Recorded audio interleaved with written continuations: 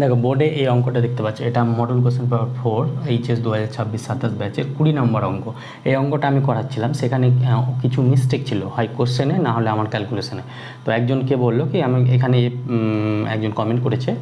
একজন স্টুডেন্ট, তো সে বললো এখানে আমি বোধহয় ভুল ধরেছিলাম, এই জায়গাতে বি এর ভ্যালুটা 10 আসছে, তো সেটাও চেক করে দেখে নিই, আর কোশ্চেন ভুল থাকছে কিনা সেটাও আমরা এখানে বলে দেবো। তাহলে দেখো এটা বলেছে এফ ম্যাপ অপেক্ষকটি সন্তত হয়, মানে এটা প্রত্যেকটা রিয়েল নাম্বারের জন্য সন্ত, তার মানে x = 1-এও সন্তত হবে, 3-এও সন্তত হবে, 5-এও সন্তত হবে। তাহলে এটা চেক করবো কীভাবে, আমরা ধরে নেব at x = 1-এ চেক করবো। তাহলে at x = 1-এ f(1) কত, x যখন = 1 তখন 5,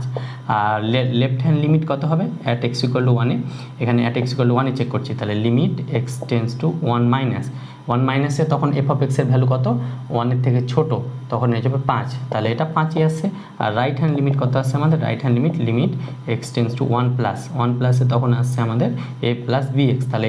bx, তাহলে এটা আসছে a প্লাস b। তাহলে এই দুটো শর্ত থেকে আমরা পাচ্ছি a প্লাস b সমান 5, তাহলে এটা 1 নম্বর আমরা নাম দিলাম। এবার at x =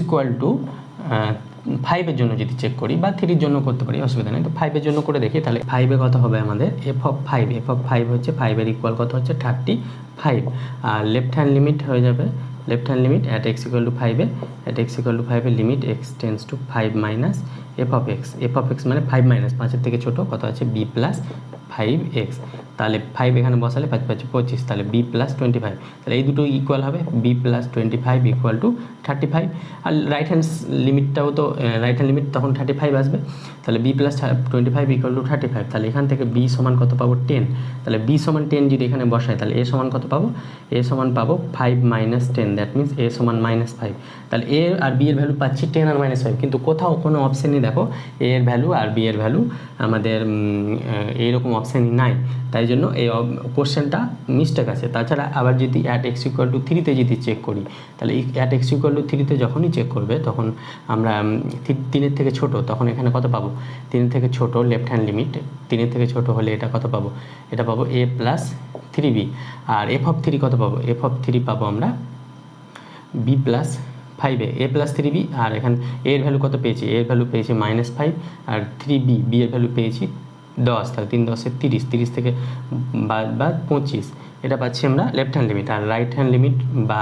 f(3) এটা কত পাবো, রাইট হ্যান্ড লিমিট পাবো b প্লাস 5x, তাহলে b প্লাস 3 পাচ্ছে 15, তাহলে b কত, b পেয়েছিলাম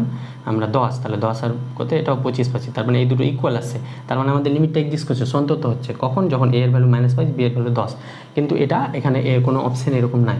এই অঙ্কটা এসে তোমাদের আমি চেক করে দেখলাম যেই মেন 2019-এ এসেছে, এখানে এই 35-এর জায়গায় ওখানে ছিল 30, তখন এক্ষেত্রে তখন উত্তর মানে এই যখন 30 এখানে হতো তখন তোমাদের এই অঙ্কটা ঠিক ছিল, তখন তোমাদের কি হতো, এখানে f(5) সমান এখানে 30 হতো, তাহলে f(5) যদি 30 হয় তাহলে b প্লাস 25 সমান এখানে 30 হতো, তাহলে b এর ভ্যালু কত হতো, 5 হতো, তাহলে b এর ভ্যালু 5 হতো, b এর ভ্যালু 5 যদি বসাই তাহলে a এর ভ্যালু কত হতো, a এর ভ্যালু 0 হতো তখন, তাহলে a এর ভ্যালু 0 হতো, আর লেফট হ্যান্ড লিমিট তখন কত হতো, a এর ভ্যালু 0 বসাতাম, আর a এর ভ্যালু 0, b এর ভ্যালু 5, তখন এটা 3 পাচ্ছে 15, তাহলে এটা 15 হতো, আর এখানে b এর ভ্যালু কত বসাতাম, b এর ভ্যালু 5, তাহলে 15 পাচ্ছে 20 হতো, তখন কিন্তু এটা কি হতো না,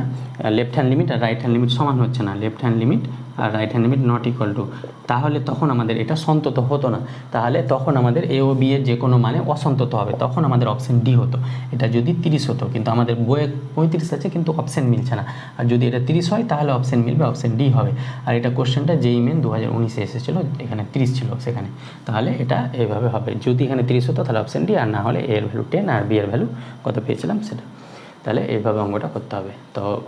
যে কমেন্ট করেছে তাকে অসংখ্য ধন্যবাদ, এইভাবে যদি কোনো জায়গায় মিস্টেক পাও অবশ্যই কমেন্ট করো, আমি পরে সেটা ক্লিয়ার করে দেবো। Thank you.